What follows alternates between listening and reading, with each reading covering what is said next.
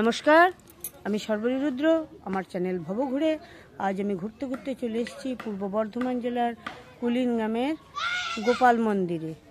চলুন আমার সঙ্গে দর্শন করবেন। চলুন, আপনারা যারা হাওড়া থেকে আসবেন, হাওড়া টু বর্ধমান কল্যাণ ট্রেনে আসবেন জৌগ্রাম স্টেশনে, এবং জৌগ্রাম স্টেশন থেকে এখানে টোটোয় করে আসবেন।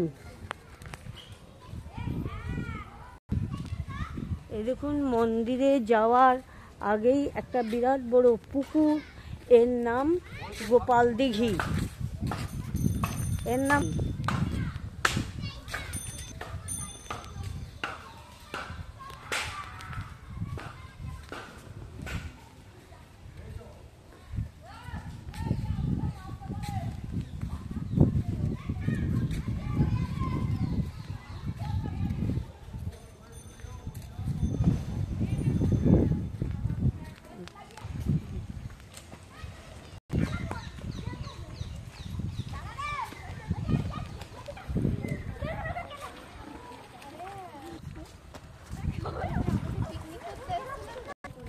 মন্দিরে প্রবেশের এটাই প্রধান গেট।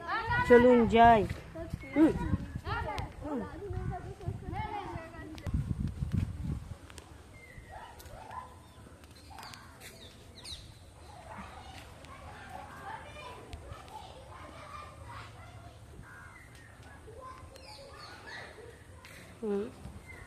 একটি বড় নাট মন্দির।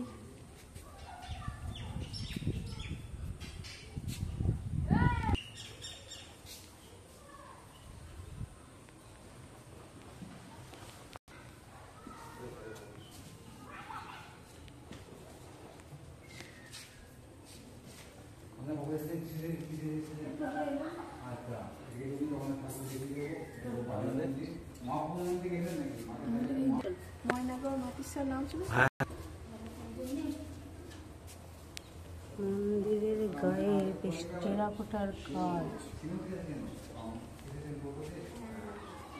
গায়ে টেরাকোটার কাজ। ওই জায়গায় উঠেছে। আগে তাল কাটার বন ছিল না, ওই আকন্দ গাছের বন ছিল। আচ্ছা, আমাদের পূর্বপুরুষের একজনকে স্বপ্ন দিয়েছিল, আচ্ছা, যে আমি এখানে আছি। তারপরের দিন থেকেই এই সব কিছু সেইভাবেই চলছে। কত সাল কি বলতে পারবো না। প্রথমে তবে এইটুকু জানা যায় যে তখন যখন পালি ভাষা প্রচলন ছিল, হ্যাঁ, পালি ভাষা সেই সময়কার, মানে বহু যুগ আগে। আচ্ছা, প্রথমে আমি শুনেছিলাম এখানে মদন মোহনজিকে পাওয়া যায়, রাধারানী পাওয়া যায়নি। তা এই রাধারানী বা পরে পরে পরে বলছি, রাধারানী যে রাধা বা ললিতা যে দুজন আছে এখানে, তাদের পরে আজ থেকে 700 বছর আগে, 700, মালাধর বসু, যে বৈষ্ণবী মালাধর বসু যে কবি, যার নাম গুণরাজ খান, সে সমস্ত সারা দেশ সারা বিশ্ব ঘুরেছিল। ঘুরে তখন দেখে যে কোনো জায়গায় 8 সখী, কোনো জায়গায় 108টা সখী, কোনো জায়গায় 2টো। এমন একটা ঠিক করে দিয়ে গেল, 3 জনকে বসিয়ে দিয়ে গেল এখানে, বাড়িতে 2 জনকে দিয়ে গেল, রাধাকে আর ললিতাকে। তার আমল থেকে এদের রাধা বা ললিতার বয়স হচ্ছে 700 বছর, আর মদন গোপাল বয়স কত আছে বলতে হবে। আচ্ছা, আর এখানে যে কৃষ্ণদাস গোস্বামী নাকি এখানে আচার্য কৃষ্ণ গোস্বামী আমাদের বাড়ি। আচ্ছা, ওনার এখানে ফুল সমাধি আছে? সমাধি কিছু নেই, হ্যাঁ, ফুল সমাধি আছে। আর উনি বোধহয় স্বপ্নাদেশ পেয়েছিল। আচ্ছা, তারই পূর্বপুরুষ ধরে ধরে বরাবর আসছে। আপনার নামটা বলুন একটু। প্রতাপ অধিকারী। আচ্ছা, আর এখানে সেবা কিভাবে চলে? সেবা যেমন ঠাকুরের চলে, সকালবেলা, দুপুরবেলা, সন্ধ্যেবেলা। আর দুপুরবেলা নিশ্চয়ই অন্নভোগ হয়। অন্নভোগ ভক্তরা চাইলে প্রসাদ পেতে পারে। তাহলে আগের দিন বলতে হয় না? আগের দিন বলতে হয়। আচ্ছা, কিরকম কুপন কিছু নেই, মানে যার যেটা। আচ্ছা, আর এখানে প্রধান উৎসব, এখানকার প্রধান উৎসব মাঘ মাসের পূর্ণিমা, যেটাকে মাঘী পূর্ণিমা বলা হয়। ভাদ্র মাসের ঝাঁপ, যেটা কালিয়া দমন বলা হয়। আচ্ছা, হলো। আর উত্তরায়ণ বলে একটা কথা আছে, উত্তরায়ণ, সেইটা মাঘ মাসের 1 তারিখে হয়। এখানে 3টে মেলা হয়। তেনার। আর 3টে মেলা কিসের কিসের? ওই তো মাঘ মাসের পূর্ণিমা, হ্যাঁ, ভাদ্র মাসের দশমী তিথিতে ঝাঁপ, ঝাঁপ। আর পয়লা মাঘ উদ্রাণ।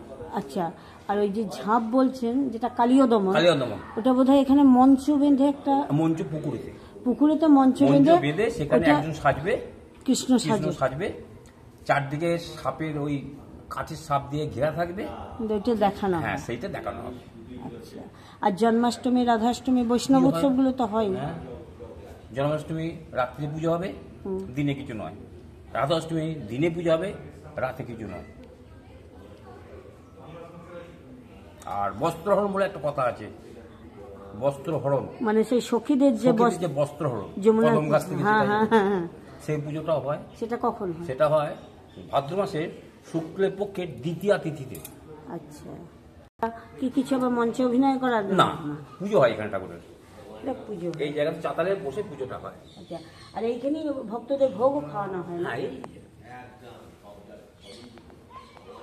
আপনারা মদন মোহন, শ্রী রাধিকা এবং শ্রী ললিতাকে দর্শন করুন।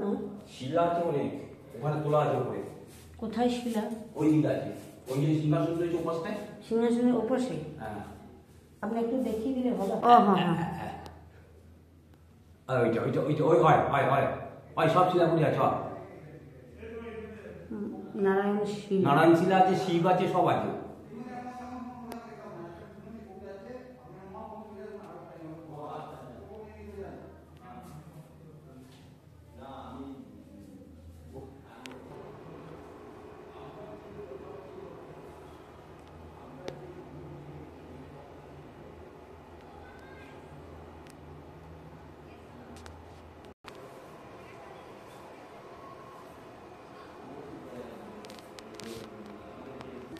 এটাই কৃষ্ণদাস গোস্বামীজির সমাধি, যিনি মদনমোহনজিকে স্বপ্নে পেয়েছিলেন।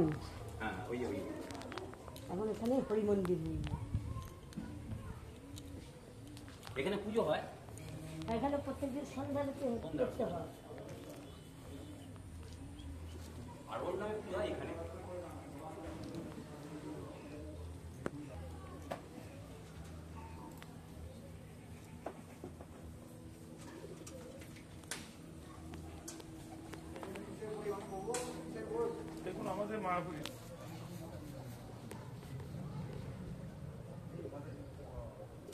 বহু পুরাতন মন্দির, দেখেই বোঝা যাচ্ছে।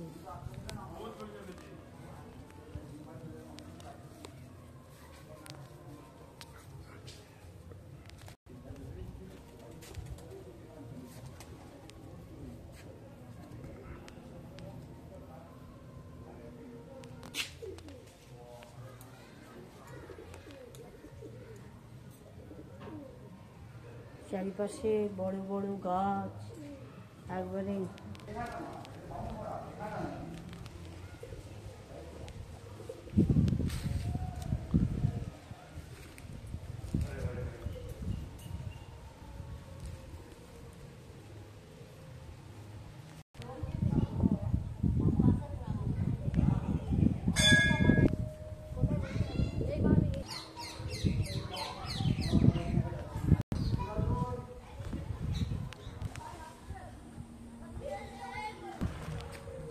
এই গোপাল দিঘিতেই মঞ্চ বেঁধে কালিয়নাগের দৃশ্য দেখানো হয়। আজ এই পর্যন্তই। আবার কোনো দিন ঘুরতে ঘুরতে আপনাদের সঙ্গে আমার দেখা হয়ে যাবে। ততক্ষণ আপনারা ভালো থাকুন, সুস্থ থাকুন, আনন্দে থাকুন এবং আমার সঙ্গে থাকুন। আর হ্যাঁ, আমার চ্যানেলটিকে সাবস্ক্রাইব করে দেবেন, ভালো লাগলে লাইক, শেয়ার ও কমেন্টস করবেন। শেষ পর্যন্ত থাকার জন্য আপনাদের অনেক ধন্যবাদ জানাই। নমস্কার।